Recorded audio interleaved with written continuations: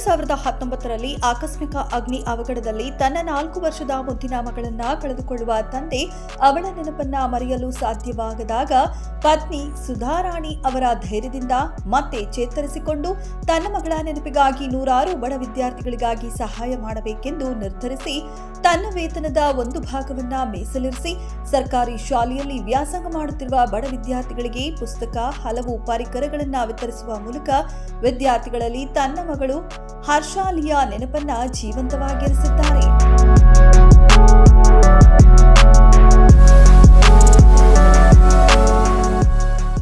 ಬೆಂಗಳೂರು ಪೂರ್ವ ವಿಭಾಗದ ಮಹಿಳಾ ಪೊಲೀಸ್ ಠಾಣೆಯಲ್ಲಿ ಎಎಸ್ಐ ಆಗಿ ಕರ್ತವ್ಯ ನಿರ್ವಹಿಸುತ್ತಿರುವ ಲೋಕೇಶಪ್ಪನವರು ಬೆಂಗಳೂರಿನಲ್ಲಿ ಹರ್ಷಾಲಿ ಫೌಂಡೇಶನ್ ವತಿಯಿಂದ ಭಾನುವಾರ ಸರ್ಕಾರಿ ಶಾಲಾ ಮಕ್ಕಳಿಗೆ ಉಚಿತ ನೋಟ್ಬುಕ್ ಹಾಗೂ ಶಾಲಾ ಪರಿಕರಗಳನ್ನು ವಿತರಣೆ ಮಾಡುವ ಕಾರ್ಯಕ್ರಮವನ್ನು ಹಮ್ಮಿಕೊಳ್ಳಲಾಗಿತ್ತು. ಕಾರ್ಯಕ್ರಮಕ್ಕೆ ಕರ್ನಾಟಕ ಕಟ್ಟಡ ಮತ್ತು ಇತರೆ ಕಾರ್ಮಿಕರ ಕಲ್ಯಾಣ ಮಂಡಳಿಯ ಮುಖ್ಯ ಕಾರ್ಯನಿರ್ವಾಹಕ ಅಧಿಕಾರಿ ಮತ್ತು ಕಾರ್ಯದರ್ಶಿ ರವಿ ಡಿ ಚೆನ್ನಣ್ಣವರ್ ಐಪಿಎಸ್ ಅವರು, ವೈಟ್ಫೀಲ್ಡ್ ಉಪವಿಭಾಗದ ಎಸಿಪಿ ರೀನಾ ಸುವರ್ಣ, ನಿವೃತ್ತ ಎಸಿಪಿ ಪಂಪಾಪತಿ ಸೇರಿದಂತೆ ಹಲವು ಗಣ್ಯರು ಆಗಮಿಸಿ ಬೆಂಗಳೂರು ಪೂರ್ವ ವಿಭಾಗದ ಮಹಿಳಾ ಪೊಲೀಸ್ ಠಾಣೆಯಲ್ಲಿ ಎಎಸ್ಐ ಆಗಿ ಕರ್ತವ್ಯ ನಿರ್ವಹಿಸುತ್ತಿರುವ ಲೋಕೇಶಪ್ಪನವರ ಸಮಾಜಮುಖಿ ಕಾರ್ಯಕ್ರಮಕ್ಕೆ ಶುಭ ಕೋರಿ ಹಲವು ಜಿಲ್ಲೆಗಳಿಂದ ಬಂದಂತಹ ಸರ್ಕಾರಿ ಶಾಲೆಯ ಮುಖ್ಯೋಪಾಧ್ಯಾಯರಿಗೆ ಪುಸ್ತಕ ಹಾಗೂ ಶಾಲಾ ಪರಿಕರಗಳನ್ನು ವಿತರಣೆ ಮಾಡಿದರು. ಜೊತೆಗಿರದ ಜೀವ ಎಂದೆಂದಿಗೂ ಜೀವಂತ ಎಂಬಂತೆ ಮಗಳು ಹರ್ಷಾಲಿಯನ್ನ ಜೀವಂತವಾಗಿರಿಸಿಕೊಂಡು ಹರ್ಷಾಲಿ ಫೌಂಡೇಶನ್ ಹೆಸರಿನಲ್ಲಿ 1000ಕ್ಕೂ ಹೆಚ್ಚು ವಿದ್ಯಾರ್ಥಿಗಳಿಗೆ ನೆರವು ನೀಡುವ ಮೂಲಕ ವಿದ್ಯಾರ್ಥಿಗಳ ನಗುವಿನಲ್ಲಿ ತಮ್ಮ ಮಗಳ ನೆನಪಿನ ಖುಷಿಯನ್ನು ಕಾಣುತ್ತಿರುವ ಸಮಾಜಮುಖಿ ಲೋಕೇಶಪ್ಪನವರ ಕಾರ್ಯಕ್ಕೆ ನಾವೆಲ್ಲರೂ ಕೈ ಜೋಡಿಸಿ ಮತ್ತಷ್ಟು ವಿದ್ಯಾರ್ಥಿಗಳಿಗೆ ನೆರವಾಗೋಣ ಎಂದು ಹೇಳುತ್ತಾ ಇವರ ಕಾರ್ಯ ಸಾಧನೆಗೆ ನಮ್ಮ ಪೊಲೀಸ್ ಟಿವಿ ಧನ್ಯವಾದಗಳನ್ನ ಅರ್ಪಿಸುತ್ತದೆ.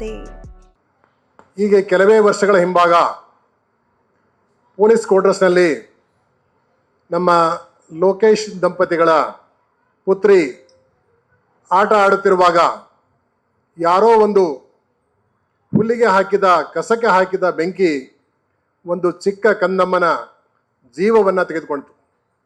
ಇದು ಬಹಳ ದುಃಖಕರ ಸಂಗತಿ. ಇದು ಬಹಳ ಭಾರವಾದ ಹೃದಯದಿಂದ ನಾವು ಇದನ್ನು ಹೇಳಬೇಕಾಗ್ತದೆ. ನಾವು ಅನೇಕ ಕಡೆ ನೋಡಿದ್ದೀವಿ, ಇಂಥ ಘಟನೆಗಳು ಮೇಲಿನ ಮೇಲೆ ನಡೀತಾ ಇರ್ತವೆ. ನಮ್ಮೆಲ್ಲ ಅನುಕೂಲಕ್ಕೋಸ್ಕರ ಸರ್ಕಾರ ಒಂದು ನಿವೇಶನವನ್ನು ಮತ್ತು ಕಟ್ಟಡವನ್ನು ನಮಗೆಲ್ಲ ನೀಡ್ತಿದೆ. ಅದನ್ನು ನೀಟಾಗಿ ಇಟ್ಕೊಳ್ಳೋಕೆ ಕೂಡ ನಮ್ಮೆಲ್ಲರ ಕರ್ತವ್ಯ. ನಾವು ಇತ್ತೀಚೆಗೆ ಕೆಲವೇ ವರ್ಷಗಳ ನೋಡಿದ್ವಿ, ಏರ್ ಶೋ ನಡೀತಾ ಇತ್ತು. ಏರ್ ಶೋ ನಡಿಬೇಕಾದ್ರೆ ಅಲ್ಲೆಲ್ಲ ಸಿಕ್ಕಾಪಟ್ಟೆ 8 ಅಡಿ 10 ಅಡಿ ಎಲ್ಲ ಹುಲ್ಲೆಲ್ಲ ಬೆಳೆದಿತ್ತು. ಅದನ್ನು ಯಾರೂ ಅಬ್ಸರ್ವ್ ಮಾಡಲಿಲ್ಲ. ಯಾರೋ ಒಂದು ಹುಲ್ಲಿ ಬೆಂಕಿ ಹಾಕಿದ್ರು ನೂರಾರು ಸಾವಿರಾರು ವಾಹನಗಳು ಸುಟ್ಟು ಕರಕಲಾಗ್ಬೋದು. ಬೆಳಗಾಂನಲ್ಲಿ ಕೂಡ ಇಂಥದ್ದೊಂದು ಇನ್ಸಿಡೆಂಟ್ ಆಗಿತ್ತು. ಆ ಕಾರಣಕ್ಕೆ ಅಲ್ಲಿರ್ತಕ್ಕಂಥ ಅಧಿಕಾರಿಗಳು ಸ್ವಲ್ಪ ಜಾಗರೂಕತೆ ವಹಿಸಿದ್ನಪ್ಪ ಅಂದರೆ, ಅಥವಾ ಈ ಲೈನ್ನಲ್ಲಿ ಒಬ್ಬರು ಇನ್ಚಾರ್ಜಲ್ಲಿ ಇರ್ತಾರೆ ಕ್ಲೀನ್ ಮಾಡಲಿಕ್ಕೆಲ್ಲ, ಅವನ್ನೆಲ್ಲ ಮಾಡಿದ್ರೆ ಇಂಥ ಘಟನೆಗಳು ಆಗ್ತಿರ್ಲಿಲ್ಲ ಅಂತೇಳಿ ನಾನು ಹೇಳಕ್ಕೆ ಇಷ್ಟಪಡ್ತೇನೆ. ಗೆಳೆಯರೇ, ಈ ಸಂದರ್ಭದಲ್ಲಿ ನನಗೊಂದು ಘಟನೆ ನೆನಪು ಬರ್ತದೆ. ನಾವೆಲ್ಲ ದಾವಣಗೆರೆಯಲ್ಲಿ ಸಬ್ ಇನ್ಸ್ಪೆಕ್ಟರ್ ಇರ್ಬೇಕಾದ್ರೆ ಅಲ್ಲಿ ದಾವಣಗೆರೆಯಲ್ಲಿ ಮಂಡಕ್ಕಿ ಬಟ್ಟಿ ಜಾಸ್ತಿ. ಈ ಮಂಡಕ್ಕಿ ಬಟ್ಟೆಯಲ್ಲಿ ಬಡವರ ಮಕ್ಕಳು ಈ ಇದರಲ್ಲಿ ಒಲೆ ಉರಿ ಮಾಡುವಾಗ ಮತ್ತು ಅಕ್ಕಿ ಹಾಕಿ ಮಂಡಕ್ಕಿಯನ್ನು ಉರಿತಕ್ಕಂಥ ಕೆಲಸಗಳನ್ನು ಮೈನರ್ ಹುಡುಗರಿಗೆಲ್ಲ ಆಗ್ತಾಯಿದ್ರು. ಹೀಗಿರುವಾಗ ಒಬ್ಬ ಚಿಕ್ಕ ಬಾಲಕ, ಮೈನರ್ ಇರ್ತಕ್ಕಂಥವನು ಅಪ್ರಾಪ್ತ ಬಾಲಕ ಆ ಬಾಣೆಲ್ಲ ಬಿದ್ದು ಸುಟ್ಕೊಂಡು ಸತ್ತೋಗ್ಬಿಡ್ತಾನೆ. ಆಗ ನಮಗೆಲ್ಲರೂ ಕೂಡ ಒಂದು ನೋವಾಗ್ತದೆ. ಆಗ ಶಿವರಾಮ್ ಸಾಹೇಬರು ಅಲ್ಲಿ DC ಅವರಾಗಿದ್ದರು.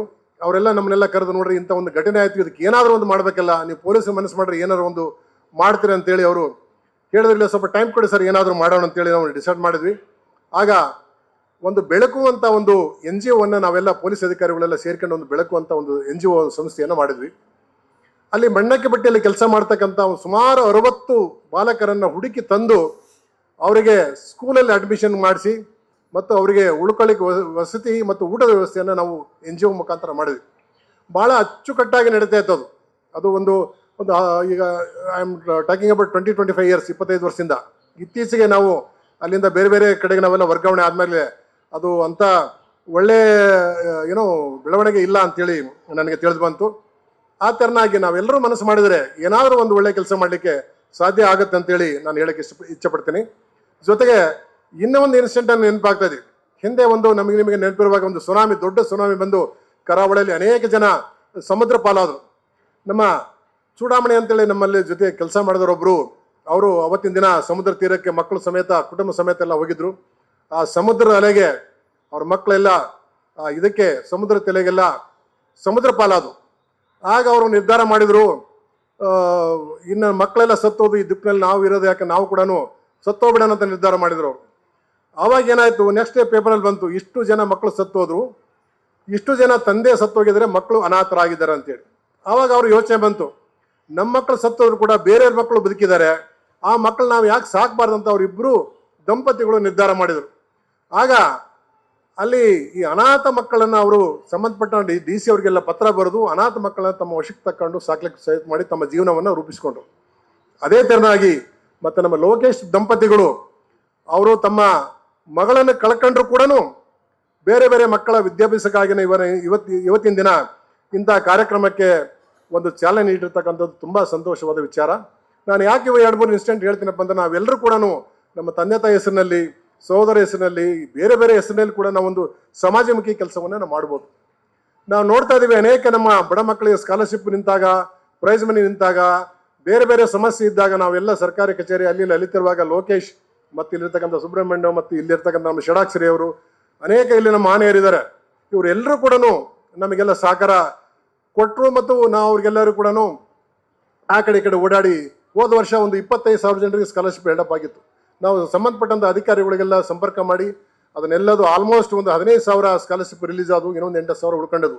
ಇಂಥ ಸಮಾಜಮುಖಿ ಕೆಲಸವನ್ನು ಮಾಡಲಿಕ್ಕೆ ಒಂದು ಒಳ್ಳೆ ಅವಕಾಶ ಸಿಕ್ಕಾಗ ನಾವು ಯಾರು ಹಿಂಜರಿಬಾರ್ದು, ಇದರಲ್ಲಿ ಒಳ್ಳೆ ಕೆಲಸ ಮಾಡಲಿಕ್ಕೆ ನಾವೆಲ್ಲ ಮುನ್ನೆ ಬರ್ಬೇಕಂತೇಳಿ ಇವತ್ತಿನ ಸಂದರ್ಭದಲ್ಲಿ ನಾನು ಹೇಳಕ್ಕೆ ಇಷ್ಟಪಡ್ತೇನೆ. ಸನ್ಮಾನ್ಯ ಶ್ರೀ ಬಸವಣ್ಣನವರು ಒಂದು ತಮ್ಮ ವಚನವನ್ನು ಹೇಳಿದ್ದಾರೆ, ನಾಳೆ ಬಪ್ಪುದು ನಮಗೆ ಹಿಂದೆ ಬರಲಿ, ಇಂದು ಬಪ್ಪುದು ನಮಗೆ ಹೀಗೆ ಬರಲಿ, ಇದಕ್ಕಂಜವರಾರು ಇದಕ್ಕೆ ಅಳಕುವರಾರು, ಜಾತಸ್ಯಂ ಮರಣಂ ಧ್ರುವಂ ಎಂದು ಕೂಡಲ ಸಂಗಮ ದೇವ ಅಂತೇಳಿ ಅವರು ಒಂದು ವಚನದಲ್ಲಿ ಹೇಳ್ತಾರೆ.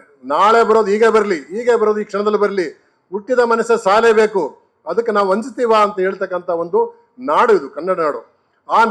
ಅಂಥ ಒಂದು ಆದರ್ಶವನ್ನು ಪಾಲನೆ ಮಾಡಿರ್ತಕ್ಕಂಥವ್ರು ನಮ್ಮ ಲೋಕೇಶ್ ದಂಪತಿಗಳು. ಆ ಕಾರಣಕ್ಕೆ ತಮ್ಮ ಮಗಳು ಮೃತಪಟ್ಟರು ಕೂಡ ಅವರು ಅಂಜದೆ ಒಂದು ಸಮಾಜಮುಖಿ ಕೆಲಸವನ್ನು ಮಾಡ್ಕೊಂಡು ಹೋಗಿರ್ತಕ್ಕಂಥದ್ದು ಕೂಡ ಒಂದು ಒಳ್ಳೆಯ ಸಂದೇಶ ಅಂತೇಳಿ ಇವತ್ತಿನ ದಿವಸದಲ್ಲಿ ಹೇಳಕ್ಕೆ ಇಷ್ಟಪಡ್ತೇನೆ. ಅಕ್ಕಮಾದೇವರು ತಮ್ಮ ಒಂದು ವಚನ ಹೇಳ್ತಾರೆ, ನಾಳೆ ಬರುವುದು ನಮಗೆ ಹಿಂದೆ ಬರಲಿ, ಹಿಂದೆ ಬರುವುದು ನಮಗೆ ಈಗಲೇ ಬರಲಿ, ಆಗೀಗ ಎನ್ನದಿರು ಚೆನ್ನ ಮಲ್ಲಿಕಾರ್ಜುನ. ಅವ್ರು ಹೇಳ್ತಾರ, ಕಷ್ಟ ಏನಂದ್ರೆ ಜೀವನದಲ್ಲಿ ಬರ್ತಕ್ಕಂಥ ಕಷ್ಟಗಳು, ನೋವುಗಳು, ದುಃಖಗಳು ಏನು ಬರ್ತಾವೆ ನಾಳೆ ಬೇಡ, ಇವತ್ತೇ ಬರಲಿ, ಇವತ್ತೆಲ್ಲ ಈಗ ಬರಲಿ, ಅವಕ್ಕೆಲ್ಲ ನಾವೆಲ್ಲ ಅಂಜಲ್ಲ ಅಂತ ಹೇಳ್ತಾರೆ.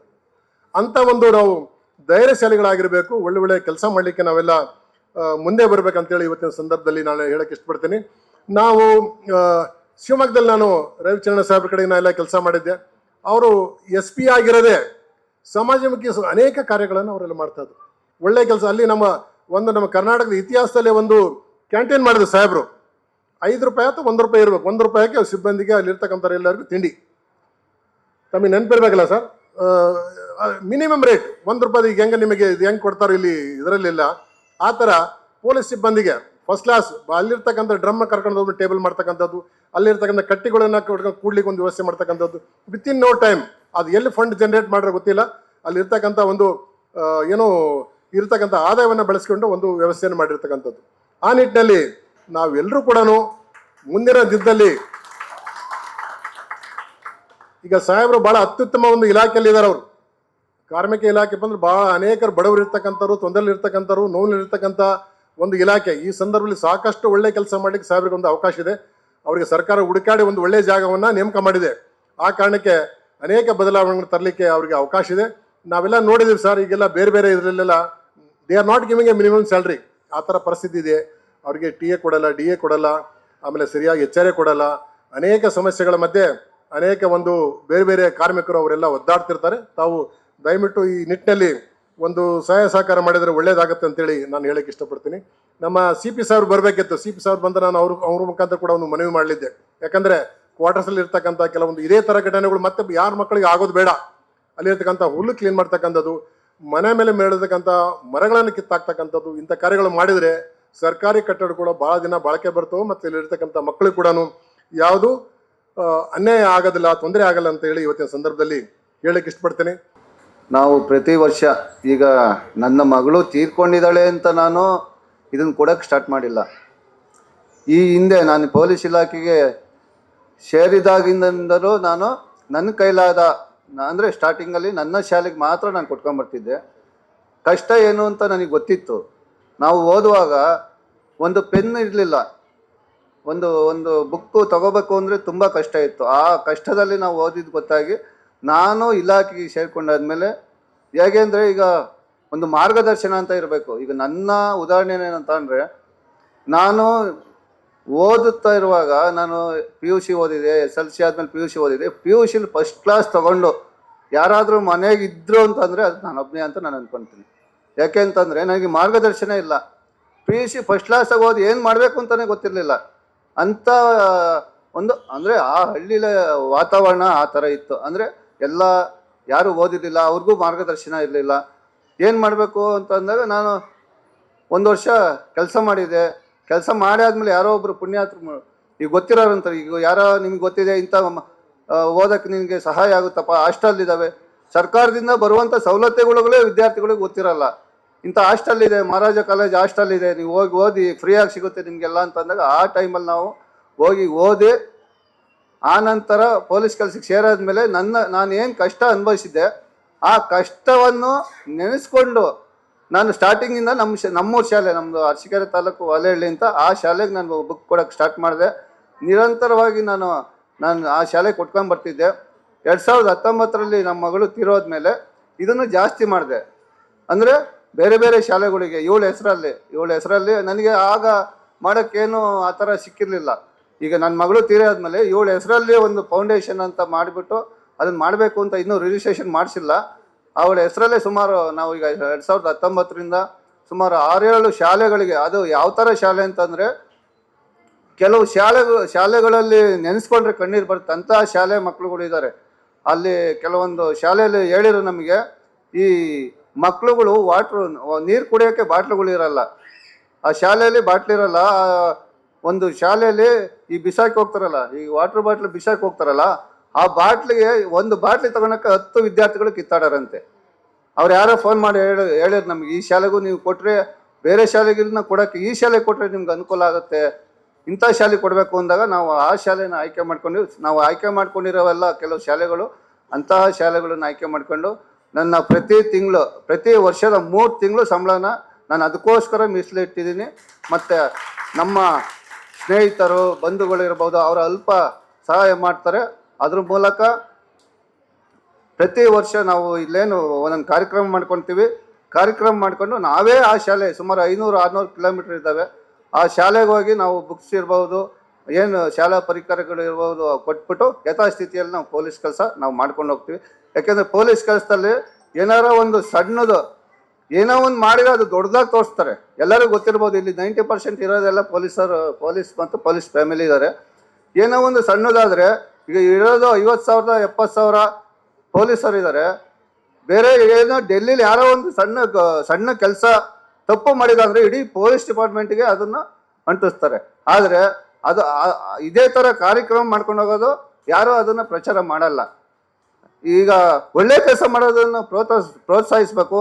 ಆ ಮೂಲಕ ನಾವು ಪೊಲೀಸ್ ಇಲಾಖೆಯಲ್ಲಿ ಇದ್ರೂ ಸಹ ಕೆಲಸ ಮಾಡ್ತಾ ಇದ್ದಾರೆ ಅಂತ ಒಂದು ತಿಳಿಸ್ಬೇಕು ಅಂತ ಅದು ಒಂದು ಉದ್ದೇಶ. ಎರಡನೇದು ಬಂದ್ಬಿಟ್ಟು ನಾವೇನು ಈ ಕಾರ್ಯಕ್ರಮ ಮಾಡ್ತಾಯಿದ್ದೀವಿ, ಈ ಕಾರ್ಯಕ್ರಮವನ್ನು ನೆಕ್ಸ್ಟು ನಮ್ಮದು ಫೌಂಡೇಶನ್ ರಿಜಿಸ್ಟ್ರೇಷನ್ ಆದಮೇಲೆ ಈಗ ಬೇರೆ ಬೇರೆ ಕಾರ್ಯಕ್ರಮಗಳು, ಈಗ ರಿಸರ್ಚ್ ಪರ್ಸನ್ಗಳಿದ್ದಾರೆ, ಅಂಥವ್ರನ್ನೆಲ್ಲ ಕರ್ಕೊಂಡೋಗಿ ಶಾಲೆಗಳಲ್ಲಿ ಅವ್ರಿಗೆ ಮಾರ್ಗದರ್ಶನ ಕೊಡೋದಿರ್ಬೋದು. ಈಗ ಸರ್ ಹೇಳಿರು, ಈಗ SLC ಈಗ ನಮಗೆ ಗೊತ್ತಿರಲಿಲ್ಲ, ನಾವು PUC ಆದಮೇಲೆ 1 ವರ್ಷ ಮನೇಲಿದ್ದೆ. ಅದೇ ಥರ ಈಗ SLC ಆದಮೇಲೆ ಏನು ಮಾಡಬೇಕು ಅಂತಲೇ ಗೊತ್ತಿಲ್ಲದವರಿಗೆ ಏನೇನು ಮಾಡ್ಬೋದು, ಬರೀ ವಿದ್ಯೆಯಿಂದ ಅಥವಾ ಒಂದೇ ಸರ್ಕಾರಿ ಕೆಲಸದ ಮೂಲಕ ಹೋಗ್ಬೇಕು ಅಥವಾ ಬೇರೆ ಅಂತ ಅಲ್ಲ, ಏನೇನು ಮಾಡ್ಬೋದು ಅಂತ ಬುಕ್ ಬರ್ತಿದ್ವಿ ಅಂತಂದ್ರೆ ಅದೇ ಥರ ಅವೆಲ್ಲ ಏನು ಶಾಲೆಗಳಿಗೆ ಇದು ಕೊಟ್ಕೊಂಡು ಏನು ಕಾರ್ಯಕ್ರಮಗಳು ಮಾಡಬೇಕು ಎಲ್ಲರನ್ನೂ ಕೈ ಜೋಡಿಸ್ಕೊಂಡು ನೀವೆಲ್ಲ ಎಷ್ಟು ಸಹಾಯ ಮಾಡ್ತಿದ್ದಾರೆ ಅಂದರೆ ನಮ್ಮ ಈಗ ಇಲ್ಲ ಬಂದಿರೋರೆಲ್ಲ ನಮ್ಮ ಕ್ವಾರ್ಟರ್ಸ್ ಅವರು. ನಾವು 2019ರಲ್ಲಿ ನನ್ನ ಮಗಳು ಈಗ ಶಿವಾಜಿನಗರ ಕ್ವಾರ್ಟರ್ಸಲ್ಲಿ ತೀರ್ಕೊಂಡಾಗ ನಾವೇ ಮುಂದೆ ನಿಂತು ಹೋಗಿ ಇದೆಲ್ಲ ನಮಗೆ ಬೇರೆ ಕ್ವಾರ್ಟರ್ಸ್ ಕೊಡಿಂದಾಗ ಅಲ್ಲಿರೋದನ್ನೆಲ್ಲ ಬಿನ್ನಿಮಿಲ್ ಪೊಲೀಸ್ ಕ್ವಾರ್ಟರ್ಸಿಗೆ ಅಲ್ಲಿಗೆ ಮತ್ತು ಆಡ್ಗೋಡಿ ಪೊಲೀಸ್ ಕ್ವಾರ್ಟರ್ಸಿಗೆ ಅಲ್ಲಿಂದ ಕಳಿಸ್ಕೊಟ್ರು. ಈಗ ಅದೇ ಥರ ಈಗ ಬಂದಿರೋರೆಲ್ಲ ನಾವು ಸುಮಾರು ಜನ ನಮ್ಮ ಸ್ಟಾಫ್ಗಳಿದ್ದಾರೆ, ನಮ್ಮ ಸ್ನೇಹಿತರು ಇದ್ದಾರೆ. ನಮ್ಮ ಸಂಘಟನೆಯವರಿದ್ದಾರೆ, ಪತ್ರಕರ್ತರಿದ್ದಾರೆ, ಎಲ್ಲರೂ ನಮಗೆ ಒಂದು ಮಾನಸಿಕ ಸ್ಥೈರ್ಯವನ್ನು ಕೊಡ್ತಿದ್ದಾರೆ. ಇನ್ನು ಮುಂದೆ ಸಹ ಇದೇ ಥರ ನಾವು ನಾವು ಎಲ್ಲಿವರೆಗೂ ಇರ್ತೀವಿ ಅದನ್ನು ಮುಂದುವರ್ಸ್ಕೊಂಡು ಹೋಗ್ತೀವಿ. ನೆಕ್ಸ್ಟ್ ನನ್ನ ಮಗಳಿದ್ದಾಳೆ, ಅವಳು ಓದಿ ಏನು ದೊಡ್ಡವರಾಗಬೇಕಾಗಿಲ್ಲ. ನಾವೇನೇ ಕೂಡಿಟ್ಕೊಂಡ್ರು ಸರ್ ಹೇಳ್ದಂಗೆ ಈಗ ಮನೆಗೆ ಹೋಗ್ತೀವ ಹಿಂಗೆ ಗೊತ್ತಿಲ್ಲ. ನಮಗೆ ಆಸೆ ಅನ್ನೋದೂ ಇಲ್ಲ. ಇಂಥದೇ ತಿನ್ನಬೇಕು, ಇಂಥ ಬಟ್ಟೆ ಒದ್ಕೋಬೇಕು, ಆಸ್ತಿ ಮಾಡಬೇಕು, ಮನೆ ಕಟ್ಟಬೇಕು ಅಂತ ಆಸೆ ಇಲ್ಲ. ಏನು ಒಳ್ಳೆ ಕೆಲಸ ಮಾಡ್ತೀವಿ, ಇವತ್ತು ತಿಂದ್ವಾ, ಏನಾರು ತಿಂದ್ವಾ ಸಾಕು, ಹೊಟ್ಟೆ ತುಂಬ್ತಾ. ಜೀವನದಲ್ಲಿ ಒಬ್ಬ ಮನುಷ್ಯನ ತೃಪ್ತಿಪಡಿಸ್ಬೇಕು ಅಂದರೆ ಅದು ಊಟದಿಂದ ಮಾತ್ರ ಸಾಧ್ಯ. ತೃಪ್ತಿ ಅಲ್ಲ, ಅದು ಬೇಡ, ನನಗೆ ಬೇಡ ಅಂತ ಅಂತಾರಲ್ಲ, ಅದನ್ನು ಊಟದಿಂದ ಮಾತ್ರ ತೃಪ್ತಿ ಮಾಡೋಕ್ಕೆ ಸಾಧ್ಯ. ನಾವೇನು ಈ ಕಾರ್ಯಕ್ರಮ ಮಾಡ್ತಾಯಿದ್ದೀವಿ, ಈ ಕಾರ್ಯಕ್ರಮಕ್ಕೆ ಪ್ರತಿ ವರ್ಷ ನಮ್ಮ ಕಮಿಷನರ್ ಬರೋರು. ಈಗ ಇವತ್ತು ಸುಮಾರು ಕಾರ್ಯಕ್ರಮ ಇದೆ, ನಮಗೂ ಗೊತ್ತಿಲ್ಲ. DC ಬರಬೇಕಾಗಿತ್ತು, ನೀಟ್ ಪರೀಕ್ಷೆ ಇದೆ, ಅಲ್ಲಿ ಸ್ಪೆಷಲ್ ಡ್ಯೂಟಿ ಇದೆ. ಫೋನ್ ಮಾಡಿ ಹೇಳಿರು, ಈ ಥರ ಸ್ಪೆಷಲ್ ಡ್ಯೂಟಿ ಇದೆ, ಬರೋಕ್ಕಾಗ್ತಾಯಿಲ್ಲ, ನೆಕ್ಸ್ಟ್ ಬರ್ತೀವಿ ಅಂತ ಫೋನ್ ಮಾಡಿ ಹೇಳಿದ್ದಾರೆ. ಪೊಲೀಸ್ ಕೆಲಸ ಅಂತಂದರೆ ಅದು ಎಲ್ಲರಿಗೂ ಗೊತ್ತು, ಕರ್ತವ್ಯ ಇದ್ದಿದ್ದೆ. ಆದ್ದರಿಂದ ನಮ್ಮ ಈ ಕಾರ್ಯಕ್ರಮಕ್ಕೆ ಬಂದು ಎಲ್ಲರೂ ನಮ್ಮ ಜೊತೆ ಕೈ ಜೋಡಿಸಿರೋದಕ್ಕೆ ನಾನು ಧನ್ಯವಾದಗಳನ್ನು ಅರ್ಪಿಸ್ತೀನಿ. ನಮಸ್ಕಾರ. ಪ್ರತಿ ವರ್ಷವೂ ನೀವು ಭೇಟಿ ಆಗ್ತಾನೇ ಇದ್ದೀವಿ. ಈಗ ಇನ್ನು ಮುಂದೆನೂ ಇದೇ ರೀತಿ ಭೇಟಿ ಆಗೋಣ ಅನ್ನೋದೇ ನನ್ನ ಆಶಯ. ಅಭಿಲಾಷೆಗಳು ಹೆಚ್ಚಿರುತ್ತೆ ನಮಗೆ. ಆ ಅಭಿಲಾಷೆಗಳನ್ನ ಪೂರೈಸ್ಕೊಳ್ಳುವಂತಹ ರೀತಿಗಳು ನಾವು ಆಯ್ಕೆ ಮಾಡ್ಕೊಳ್ಳುವಂಥದ್ದು. ಆಯ್ಕೆಯ ಕ್ಷೇತ್ರವನ್ನು ನಾವು ಆಯ್ಕೆ ಮಾಡ್ಕೊಳ್ಳೋದು ನಮ್ಮ ಮನಸ್ಸಿನಲ್ಲಿ ಹುಟ್ಟುವ ಭಾವನೆಗಳು ಅಥವಾ ಯೋಚನೆಗಳು ಅಂತ ನಾನು ಹೇಳಬಲ್ಲೆ. ಇದು ನನ್ನ ಮಗಳು ತೀರ್ಕೊಂಡ ಸಂದರ್ಭದಲ್ಲಿ ನಿಜವಾಗ್ಲೂ ಸಹ ಏನು ಈಗಲೂ ದುಃಖ ಬರ್ತಾ ಇದೆ ನನಗೆ. ಅದು ನನಗೊಬ್ಳಿಗೆ ಸೀಮಿತವಾಗಿರಲಿ. ಆ ದುಃಖನ ಬೇರೆಯವರಲ್ಲಿ ಕಾಣಲಿಕ್ಕೆ ನಾನು ಇಷ್ಟಪಡಲ್ಲ. ಸಂತೋಷನೇ ಇರಲಿ ಅವರ ಬದುಕಿನುದ್ದಕ್ಕೂ ಅಂತ ನನ್ನ ನೋವನ್ನು ನಾನು ಅನುಭವಿಸಿದ ನಂತರದಲ್ಲಿ ನನಗೆ ಹಾಗನ್ನಿಸ್ತು. ಆಗ ನಮ್ಮ ಯಜಮಾನ್ರು ಹೇಳಿದ್ರು, ಯಾವುದಾದ್ರೂ ಒಂದು ಕಾರ್ಯ ಮಾಡಬೇಕು ನನ್ನ ಮಗಳ ಇದ್ದಾಗ ನಾವು ಆಯ್ಕೆ ಮಾಡ್ಕೊಂಡಿರೋ ಕ್ಷೇತ್ರ ಇದು. ನನಗೆ ಅಂದರೆ ಈ ಶಿಕ್ಷಣ ಕ್ಷೇತ್ರ ಪರಿಚಿತ, ಹಾಗಾಗಿ ಅದನ್ನೇ ಆಯ್ಕೆ ಮಾಡಿಕೊಂಡು ಮುಂದುವರ್ಕೊಂಡು ಬಂದು. ಅದಕ್ಕೂ ಮುಂಚಿತವಾಗಿಯೇ ನಾವು ಮದುವೆ ಆಗಲಿಕ್ಕಿಂತ ಮುಂಚಿತವಾಗಿಯೇ ಅವ್ರು ಹೇಳ್ದಾಗೆ ಅವರು ಶಾಲೆ ಅಂದರೆ ಅವರು ಓದುವ ಊರಿನ ಶಾಲೆಗೆ ಒಂದಕ್ಕೆ ಅವರು ಏನೋ ಸಂಬಳದ ಅಮೌಂಟನ್ನು ಇಟ್ಕೊಂಡು ಅವರ ಇಡೀ ಫ್ಯಾಮಿಲಿಗೂ ಕೊಡ್ತಾಯಿದ್ರು. ತದನಂತರ ಅಲ್ಲಿ ಶಾಲೆಯಲ್ಲಿ ಓದ್ತಿರೋ ಮಕ್ಕಳಿಗೆ ಎಲ್ಲರಿಗೂ ಫ್ರೀಯಾಗಿ ಪುಸ್ತಕಗಳನ್ನ ತೊಗೊಂಡೋಗಿ ಕಂಪಾಸ್ ಬಾಕ್ಸ್ ಯಾಕಂದರೆ ಅವರು ಆ ವಯಸ್ಸಿನಲ್ಲಿ ತಗೊಳ್ಳಿಕ್ಕೆ ಸಾಧ್ಯ ಆಗದ ವಸ್ತುಗಳನ್ನ ಆ ಮಕ್ಕಳಿಗೆ ತೊಗೊಂಡೋಗಿ ಕೊಟ್ಟು ಅವ್ರಿಗೆ ಗೊತ್ತಿದೆ ಆ ಮಕ್ಕಳಿಗೆ ಏನು ಆಸೆ ಇರುತ್ತೆ ಅದನ್ನು ಪೂರೈಸ್ತಾ ಇದ್ರು. ಅದನ್ನೇ ಮುಂದುವರಿಸ್ಕೊಂಡೋಗೋಣ ಅಂತ ಅಂದಾಗ ಸಂತೋಷವಾಗಿ ನಾನು ಒಪ್ಕೊಂಡು ಪೂರೈಸ್ಕೊಂಡು ಬರ್ತಾಯಿದ್ದೀವಿ. ಈಗ 600 ವಿದ್ಯಾರ್ಥಿಗಳಕ್ಕಿಂತ ಹೆಚ್ಚು ವಿದ್ಯಾರ್ಥಿಗಳು ನಾವು ಅವ್ರನ್ನ ಬಡ ಮಕ್ಕಳು ಅಂತ ಸಂಬೋಧನೆ ಮಾಡೋದಿಲ್ಲ. ಅವರಿಗೆ ಅಗತ್ಯ ಇರುವಂತಹ ಪರಿಕರಗಳನ್ನ ಪೂರೈಸ್ತಾ ಇದ್ದೀವಿ. ಅವ್ರಿಗೆ ಅಗತ್ಯತೆ ಇದೆ. ನಾವು ಕೊಡುವ ಶಾಲೆಗಳು ತುಂಬ ರಿಮೋಟ್ ಏರಿಯಾ ಅಂತ ನಾವು ಹೇಳ್ತೇನೆ. ಅಲ್ಲಿ ತುಂಬ ದೂರ, ಅಂದರೆ ಯಾವುದಾದ್ರೂ ಒಂದೀಗ ನೋಟ್ಬುಕ್ ಏನಾದರೂ ಖಾಲಿ ಆಯಿತು ಅಂತಂದರೆ ಪುನಃ ತೆಗೆದುಕೊಳ್ಳಿಕ್ಕೆ ಅವ್ರಿಗೆ ಬರ್ಲಿಕ್ಕೆ ಸಾಧ್ಯ ಆಗೋದಿಲ್ಲ. ಅವರು ಬಂದರೆ ತಂದೆ ತಾಯಿ ಸಿಟಿಗೆ ಬರಬೇಕು. ಬಂದ ಸಂದರ್ಭದಲ್ಲಿ ಒಂದು ದಿನದ ಕೂಲಿ ಹೋಗುತ್ತೆ, ಅವರಿಗೆ ಊಟ ಏನೋ ಸಿಗ್ತದೆ, ಆದರೂ ಕೂಡ ಹಣದ ಅವಶ್ಯಕತೆ ಇದ್ದೇ ಇದೆ. ಈಗ ಬಿಸಿಯೂಟದಲ್ಲಿ ಶಾಲೆಗೆ ಸಿಕ್ಕಿದ್ರೂ ಕೂಡ ಅವ್ರಿಗೆ ಒಂದು ದಿನ ನಿನ್ನ ಪುಸ್ತಕ ತೊಗೊಂಡು ಬರಲಿಕ್ಕೆ ನಾನು ಒಂದಿನ ಕೆಲಸ ಬಿಟ್ಟು ಹೋಗಬೇಕು ಅನ್ನೋ ಒಂದರಿಂದ ಆ ಮಗುನ ಎಜುಕೇಷನ್ ಅವನಿಗೆ ಬೇಕಾಗಿರುವಂತಹ ವಸ್ತುಗಳು ಪರಿಕರಗಳು ಕೊರತೆ ಉಂಟಾಗ್ತಿತ್ತು. ಇದು ಹೆಚ್ಚಾಗ್ತಿತ್ತು. ಮಗುಗೆ ಪ್ರತಿ ಮಗು ಕಲಿತಾರೆ, ಪ್ರತಿ ಮಗು ಬ್ರಿಲಿಯಂಟೇ. ಆ ಶಾಲೆಗಳಿಗೆ ಹೋದ ಸಂದರ್ಭದಲ್ಲಿ ಅವ್ರು ಮಾತಾಡುವಂಥದ್ದು, ಅವ್ರ ಕಲಿಕಾ ಮಟ್ಟ ನೋಡಿದ್ರೆ ನಿಜವಾಗ್ಲೂ ಆಶ್ಚರ್ಯ ಆಗುತ್ತೆ. ಅದಕ್ಕೆ ನಾವು ಈಗೇನು ಸರ್ಕಾರ ಮಾಡಿರುವಂಥದ್ದು ಇಂಗ್ಲೀಷ್ ಕಲಿಕೆ ಅದು ನಿಜವಾಗ್ಲೂ ಉತ್ತಮನೇ ಅಂತ ಹೇಳ್ತೇನೆ.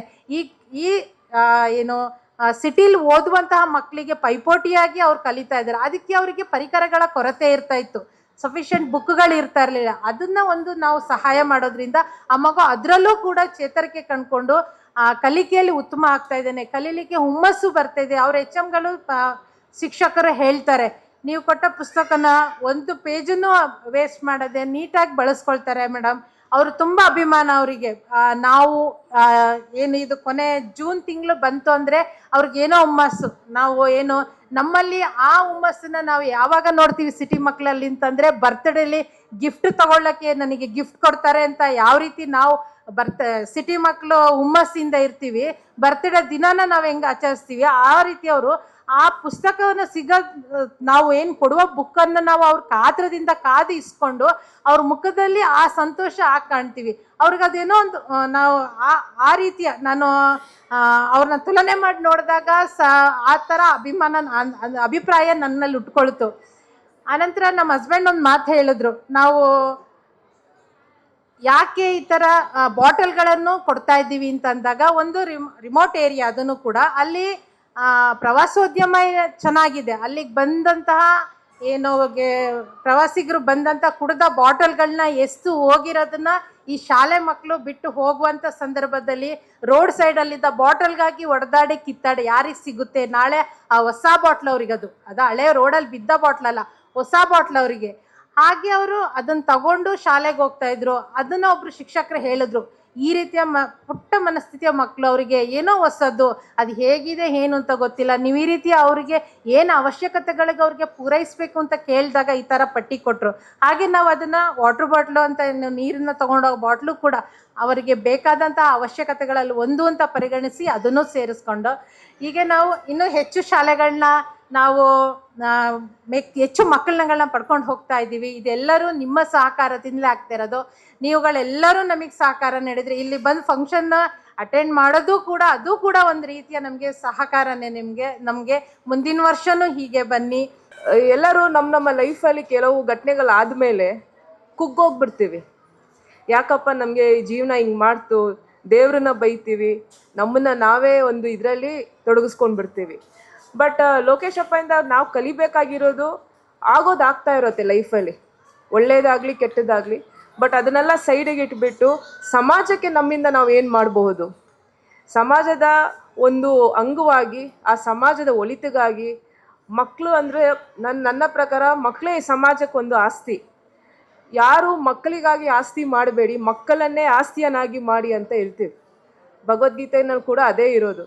ಸೊ ಈ ಒಂದು ಮಕ್ಕಳ ಒಂದು ವಿದ್ಯಾಭ್ಯಾಸಕ್ಕಾಗಿ ನಮ್ಮ ಲೋಕೇಶಪ್ಪ ಅವ್ರಿಗೆ ಮಾಡುವಂಥ ಈ ಕಾರ್ಯಕ್ರಮ ಅವ್ರಿಗೆ ಇನ್ನೂ ಹೆಚ್ಚು ಹೆಚ್ಚು ಸಹಕಾರ ಹಾಗೂ ಒಂದು ನಮ್ಮ ಒಂದು ಹಿತಾಸಕ್ತಿ, ಒಂದು ಸಮಾಜಕ್ಕೊಂದು ಹಿತಾಸಕ್ತಿ ಇರುವಂಥ ನಮ್ಮೆಲ್ಲರ ಒಂದು ಸಹಕಾರ ಅವ್ರಿಗೆ ಇರಲಿ.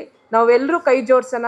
ನಾನು ಅದೇ ಲೋಕೇಶಪ್ಪ ಅವ್ರ ಹತ್ರ ನಿನ್ನೆ ಮಾತಾಡ್ತಿದ್ದೆ, ನನ್ನ ಒಂದು ಏನಾದ್ರು ಒಂದು ಅಳಿಲು ಸೇವೆ ಇದ್ದರೆ ನಾನು ಕೂಡ ಇನ್ನು ಮುಂದೆ ಇದರಲ್ಲಿ ಭಾಗಿಯಾಗಿರ್ತೇನೆ ಅಂತ ಹೇಳಿದ್ದೀನಿ. ಈಗ ನನಗಿಂತ ಮುಂಚೆ ಒಬ್ಬರು ತುಂಬ ಚೆನ್ನಾಗಿ ಮಾತಾಡ್ತಾ ಇದ್ರು, ಮಕ್ಕಳಿಗೆ ಯಾವ ರೀತಿ ನಾವು ಸಂಸ್ಕಾರ ನೀಡಬೇಕು, ಬರೀ ವಿದ್ಯಾಭ್ಯಾಸ ಒಂದೇ ಅಲ್ಲ, ಮಕ್ಕಳ ಮೇಲೆ ನಾವು ಯಾವ ರೀತಿ ಅವರ ಒಂದು ಯೋಚನೆ ಶಕ್ತಿ ಬಗ್ಗೆ ಅವ್ರು ತುಂಬ ಚೆನ್ನಾಗಿ ಹೇಳಿದರು. ಈ ಲಾ ಎನ್ಫೋರ್ಸ್ಮೆಂಟ್ ಏಜೆನ್ಸಿಯಲ್ಲಿ ನಾವು ಇರೋದ್ರಿಂದ ಪೊಲೀಸರು ದಿನ ಬೆಳಗಾದರೆ ನಾವು ನೋಡೋದೇ negative things. Our day begins with negative. ಅಲ್ಲಿ ಯಾರೋ ಮೋಸ ಮಾಡಿದರು, ಇಲ್ಲಿ ಯಾರೋ ಡ್ರಗ್ಸ್, ಇಲ್ಲಿ ಯಾರೋ ಸೂಸೈಡ್ ಮಾಡಿಕೊಂಡ್ರು ಅಂತ. ಸೊ ಸಾಕಷ್ಟು ನಮ್ಮ ದೈನಂದಿನ ಚಟುವಟಿಕೆಯಲ್ಲಿ ನಾವು ನೋಡಿದಾಗ ಕ್ರೈಮ್ಸಲ್ಲಿ ಈ ಮಕ್ಕಳು ಅಂದರೆ ಈ 13 ವಯಸ್ಸಿನಿಂದ 25 ವಯಸ್ಸು ಏನಿದೆ, ಭಾರಿ ಸೂಕ್ಷ್ಮವಾದ ವಯಸ್ಸದು. ಅದೇ ಏಜ್ ಗ್ಯಾಪ್, ಅದೇ ಏಜ್ ರೇಂಜಲ್ಲಿ ಸಾಕಷ್ಟು ಸತಿ ಅವಕಾಶಗಳು, ಕೆಟ್ಟ ದಾರಿಗೆ ಹೋಗುವಂಥ ಅವಕಾಶಗಳು ಜಾಸ್ತಿ. ಸೊ ಪೇರೆಂಟ್ಸ್ ಆಗಿ ನಾವು ಬರೀ ವಿದ್ಯಾಭ್ಯಾಸ, ಪುಸ್ತಕ ಅಥವಾ ಶಾಲೆ ಸೇರಿಸೋದು ಒಂದೇ ಅಲ್ಲ ನಮ್ಮ ಕರ್ತವ್ಯ. ಆ ಮಕ್ಕಳು ಯಾರ ಸಂಘದಲ್ಲಿದ್ದಾರೆ, ಮೊಬೈಲ್ನಲ್ಲಿ ಈ ಲರ್ನಿಂಗ್ ಅಂತ ಇರುತ್ತೆ, ಮೊಬೈಲ್ನಲ್ಲಿ ಅವರು ಏನನ್ನು ನೋಡ್ತಾ ಇದ್ದಾರೆ, ಅವರ ಸ್ನೇಹಿತರು ಯಾರು, ಎಲ್ಲಿಗೆ ಹೋಗ್ತಾರೆ, ಯಾರ ಜೊತೆ ಮಾತಾಡ್ತಾರೆ. ಸೊ ಸಾಕಷ್ಟು ಸತಿ ಪೋಕ್ಸೋ ಕೇಸ್ ಆಗೋದು ಯಾರೋ ಅಪರಿಚಿತರದ್ದಲ್ಲ, ಆ ಮಗುವಿಗೆ ಗೊತ್ತಿರೋ ವ್ಯಕ್ತಿಯಿಂದನೇ ಅದು ಆಗೋದು. ಸೊ ಯಾರ ಜೊತೆ ಅದು ಸಂಘ ಬೆಳೆಸ್ತಾ ಇದೆ ಅನ್ನೋದು ಕೂಡ ಪೇರೆಂಟ್ಸ್ ಆದ ನಾವು ನಿಗಾ ವಹಿಸಬೇಕಾಗುತ್ತದೆ. ಅದೇ ರೀತಿ ಜೀವನದಲ್ಲಿ ವಿದ್ಯಾಭ್ಯಾಸ, ಓದು ಅದೇ ಒಂದೇ ಅಲ್ಲ, ಜೀವನದಲ್ಲಿ ಸೋತಾಗ ನಾವು ಅದನ್ನು ಹೇಗೆ ಎದುರಿಸ್ಬೇಕು ಅನ್ನೋದನ್ನು ನಾವು ಮಕ್ಕಳಿಗೆ ಹೇಳ್ಕೊಡ್ಬೇಕು. ಈಗ ನೀಟ್ ಎಕ್ಸಾಮ್ ನಡೀತಾ ಇದೆ. ಸಾಕಷ್ಟು ಸತಿ ಈ SSC ರಿಸಲ್ಟ್ ಬರೋ ಮುಂಚೆ ಆಗಲಿ, ಯಾವುದೇ ಒಂದು ಪರೀಕ್ಷೆ ಬರೋ ಮುಂಚೆ ನಮಗೆ ಈ ಸೂಸೈಡಲ್ ಕೇಸಸ್ಗಳು ಜಾಸ್ತಿ ರಿಪೋರ್ಟ್ ಆಗುತ್ತೆ. ಏನಕ್ಕೆ ಅಂದರೆ ಸಾಕಷ್ಟು ನಾವು ಪೇರೆಂಟ್ಸ್ ಆದವ್ರು ನಾವು ಏನು ಮಾಡ್ತೀವಿ, ಸಕ್ಸಸ್ ಅನ್ನೋದನ್ನು ಒಂದು ದೊಡ್ಡ ಒಂದು ಪ್ರಮಾಣದಲ್ಲಿ ಆ ಮಗು ತಲೆ ಮೇಲೆ ಹಾಕ್ತೀವಿ. ಏನೇ ಆಗಲಿ ನೀನು 100ಕ್ಕೆ 100 ತೆಗಿಬೇಕು, 90 ತೆಗಿಬೇಕು, 99.8 ಬಂದ್ರೂ ಕೆಲವ್ರಿಗೆ ಅಸಮಾಧಾನ ಇದೆ. ಸೊ ಈ ರೀತಿ ಒಂದು ಒತ್ತಡ ನಾವು ಪೇರೆಂಟ್ಸಿಂದನೇ ಆಗ್ತಾ ಇರೋದು. ಶಾಲೆಯಲ್ಲಿ ಸ್ಕೂಲಲ್ಲಿ ನಾವು ಈ ಮಾರಲ್ ಎಜುಕೇಷನ್ನ ನಾವು ಎಕ್ಸ್ಪೆಕ್ಟ್ ಮಾಡ್ಲಿಕ್ಕಾಗಲ್ಲ. ಬಿಕಾಸ್ ಎವ್ರಿ ಅಕಾಡೆಮಿಕ್ ಸ್ಕೂಲ್ ಅವ್ರಿಗೆ ಆದಂಥ ಒಂದು ಟಾರ್ಗೆಟ್ ಇರುತ್ತೆ, 100ಕ್ಕೆ 100 ರಿಸಲ್ಟ್ ಕೊಡಬೇಕು ಅಂತಿರುತ್ತೆ. ಬಟ್ ನಾವು ಪೇರೆಂಟ್ಸ್ ಆದವ್ರಿಗೆ ನಮಗೆ ಒಂದೇ ಮಗು ಇರೋದು, ಒಂದೇ ಮಕ್ಕಳು, ಒಂದೇ ಇಬ್ಬರು, ಬಟ್ ಮಕ್ಕಳು ನಮ್ಮವರು. ಸೊ ಓದೋ ಒಂದು ವಿಷಯದಲ್ಲಿ ಆದಷ್ಟು ಒತ್ತಡವನ್ನು ಏರಿಸಬೇಡಿ. ಓದೋದ್ರ ಜೊತೆಗೆ ಆಟ, ಸೋತಾಗ ಜೀವನವನ್ನು ಹೇಗೆ ಎದುರಿಸ್ಬೇಕು, ಜೀವನದ ರಿಯಾಲಿಟಿ ಬಗ್ಗೆ ಮಾತಾಡಿ. ಸೋತಾಗ ಅಥವಾ ಫೇಲಿಯರು, ಬ್ರೇಕ್ ಡೌನ್ಸ್ ಆದಾಗ ಅದನ್ನು ಯಾವ ರೀತಿ ಎದುರಿಸ್ಬೇಕು, ಅದು ಒಂದೇ ಫುಲ್ ಸ್ಟಾಪ್ ಅಲ್ಲ. ಸೋತು ಬಿದ್ದು ಹೇಗೆ ಎದ್ದೇಳಬೇಕು ಅದನ್ನು ಮಕ್ಕಳಿಗೆ ನಾವು ಚಿಕ್ಕ ವಯಸ್ಸಿಂದ ಹೇಳಬೇಕು. ಸಾಕಷ್ಟು ಸತಿ ನಾನು ಈ ಡೌರಿ ಡೆತ್ ಕೇಸಸ್ ನೋಡುವಾಗ ಆ ಹೆಣ್ಣು ಮಗಳಿಗೆ ಮನೆಯಲ್ಲಿ ಕಿರುಕುಳ ಆಗುತ್ತೆ ಅಂತ ಗೊತ್ತಿರುತ್ತೆ, ಅದ್ರ ಪೇರೆಂಟ್ಸ್ ಹತ್ರ ಅಥವಾ ಅಣ್ಣ ತಮ್ಮಂದ್ರ ಹತ್ರ ಶೇರ್ ಮಾಡ್ಕೊಂಡಿರುತ್ತೆ. ಬಟ್ ಒಂದು ಸಮಾಜದಲ್ಲಿ ಕಣ್ಣಲ್ಲಿ ನಾವು ಪರ್ಫೆಕ್ಟ್ ಇರಬೇಕು ಅನ್ನೋ ಒಂದು ಒತ್ತಡ ಇದೆಯಲ್ಲ, ಆ ಹೆಣ್ಣು ಮಗಳು ನಾವು ಅಲ್ಲಿಗೆ ನೂಗ್ತೀವಿ. So it is always we say, ಎಲ್ಲೋ ಒಂದು ಕಡೆ ಓದಿದ್ದೆ, a divorced daughter is better than a dead daughter ಅಂತ. ಸೊ ಹೆಣ್ಣು ಮಕ್ಕಳು ಗಂಡು ಮಕ್ಕಳು ಅಂತಲ್ಲ, ಎಲ್ಲ ಮಕ್ಕಳಿಗೆ ಆತ್ಮಸ್ಥೈರ್ಯವನ್ನು ತುಂಬಿಸಿ.